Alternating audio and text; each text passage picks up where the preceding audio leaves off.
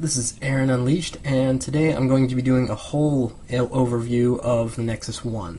Before I did a video, the iPhone 3GS versus the Nexus One, but I didn't really give you all the information about the Nexus One, and also this isn't going to be a competition video, it's just going to be basically, here's the Nexus One, this is what's good about it, this is what's bad about it. So, hope you enjoy, and if you have any questions or anything, feel free to leave me a comment, and I will try to answer them for you. So let's first get started about talking about the specs of the Nexus One.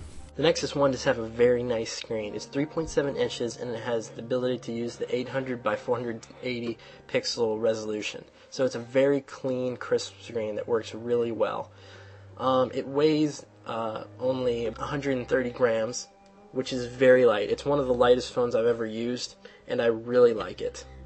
As I said before, it does have a 5 megapixel camera with autofocus and an LED flash, which is very nice. It makes pictures in the dark look very good. The processor is a Qualcomm 1 GHz Snapdragon processor, and it works really well. It's using the Android 2.1 Eclair platform, and like I said, it comes with a 4 GB micro SD card. Now that we've got the specs of the Nexus One down, we're going to talk about the Android market, which is basically Google's version of the App Store for the iPhone, and I think it's App Market for the BlackBerry. Can't really remember, but I think that's what it is. So, or App Catalog. No, that's for the Palm. Okay, anyway, we're going to be talking about the Android market. So basically, the Android market has a lot of applications. I will try to give you a full figure down in the annotation or something. But basically, they have applications, a lot of the ones that the iPhone has, such as Shazam, that you use for identifying music. They have some pretty good Twitter clients. They also have top paid, top free, just in applications that have just been released. They have basically a lot of applications, and you're pretty much guaranteed to find what you're looking for with the Android market. This one, I guess we'll talk about Google Maps, which is a huge part of the Nexus platform, or the whole Android platform, and the reason for that is you can get free turn-by-turn directions. Now this does require an internet connection, so you have to have either 3G connection or Edge. I guess Edge would work, but I guess it would load really slow. As you can see, it's still loading pretty slow over my Wi-Fi connection. But anyway, the cool thing is it has free turn-by-turn directions. So if I go to search and I type in, I don't know, let's see, LA, California, and I want directions, I can go directions, my location, and then endpoint. Oh, I guess I should put California again. LA, California, and hit go. You'll get the driving directions. 1 day, 19 hours, and 43 minutes. That'd be great. And then if I hit navigate, it'll give me the navigation directions as a car. It'll give me GPS location, which I'm really not going to show you because it'll show my address. But anyway, it'll tell you where to turn and stuff. It actually does talk, but I'm not going to do that because you'll know where I live. So anyway, that is a very good feature. Another huge feature of the Nexus One is Google Voice, which you can see right there. Google Voice is highly integrated with the phone. So if I go to the phone dialer, which is right here, and type in a number, we'll just say 541, we'll just put in some random number. And if I hit call, it'll ask me, do I want to call with Google Voice or without? So I'll either be calling over my regular cell network or with Google Voice. So that's free long distance and free calling if you have that. Also, I want to make another note about the services. Google did release a new Nexus One. This Nexus One is, the Nexus One was originally at least released unlocked, but the 3G network only worked on the T-Mobile frequency. They now have an AT&T frequency 3G phone. The difference between those, yes, they both work on both networks. So if I would go out and buy a AT&T Nexus One, it will work on T-Mobile, but you won't get 3G. I had some questions about that. They will both work on any network, but, well, any network that uses SIM cards. But you won't get 3G speeds on both networks. Even if you have one from UK or whatever, it will still only work on Edge. There have been a few problems with the Nexus One that I guess I'll tell you about. The one problem is I'll turn off my Wi-Fi here and it'll go to 3G. But what you see is sometimes 3G just drops and I go to Edge when I shouldn't be. As you can see, it's on 3G now.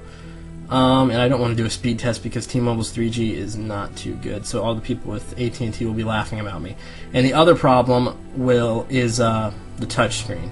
Now sometimes when you're using the touch screen, it will register below what you're typing. Like if I hit C, it'll be going down here to the menu button.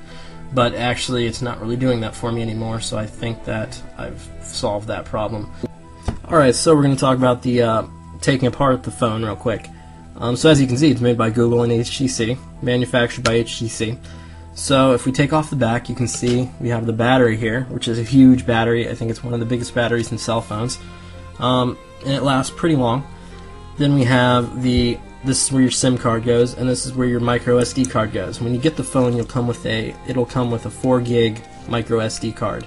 As you can see, I've upgraded to a 16 gig micro SD card because I like to put a lot of crap on my phone. As you can see, it's where the SIM card goes. You have your camera back here. This is a 5 megapixel camera, which is really good. It takes very good pictures and also videos if you use it for that. So it actually is a very well manufactured device. I had a lot of problems holding on to the iPhone, and I haven't dropped this phone once. Surprisingly, I know I'm so clumsy, and I haven't dropped it once.